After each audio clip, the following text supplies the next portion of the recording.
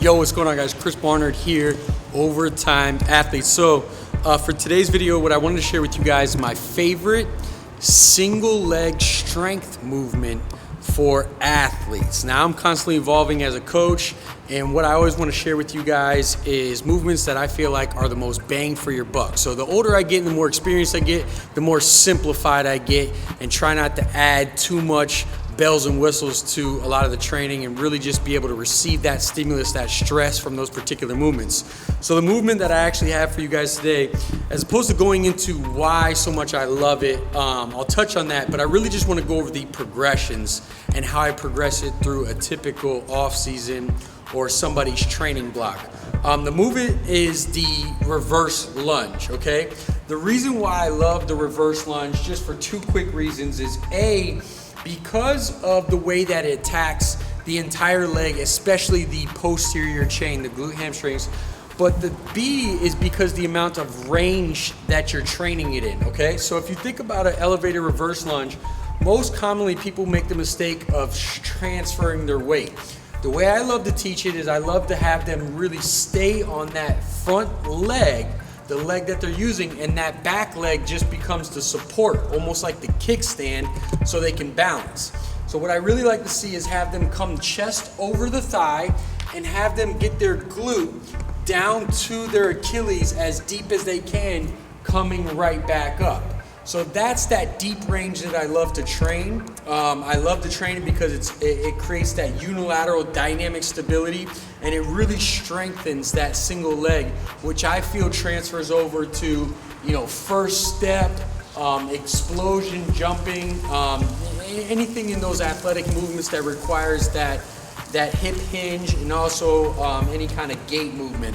So to go through the progressions, the first one is just going to be your standard. And obviously these are in order, basically from the most regressed to the most progressed of what I would perform. Now there's other ways, obviously, but to add to this, but these are the most basic that I'm going to share with you. So the first one is just going to be the common dumbbell reverse lunge.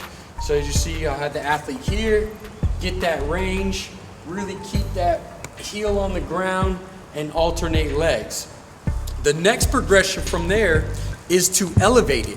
The reason why we elevate is to create more range within that leg. So if you elevate it, if you look at it, I have to go deeper down, and I can really get a lot deeper into this leg and into this range. And again, focusing on not shifting the weight, but staying on that front leg, back leg just becomes the kickstand.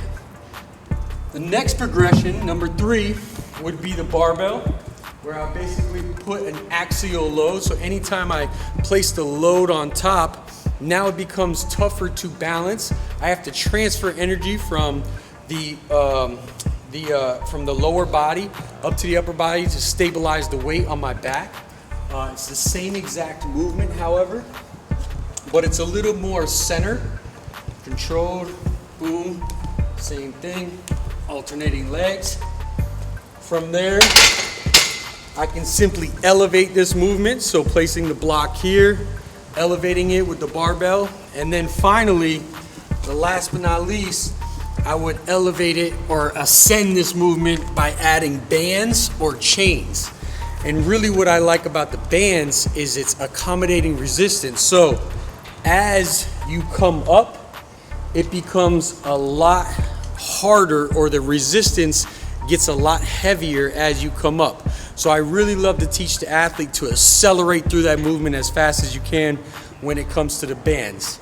So that's the progression of this movement. It's my favorite exercise. I really highly recommend that you implement this for any team sport athlete. And yeah, try that out. Hope it helps you guys out. I'll catch you next time.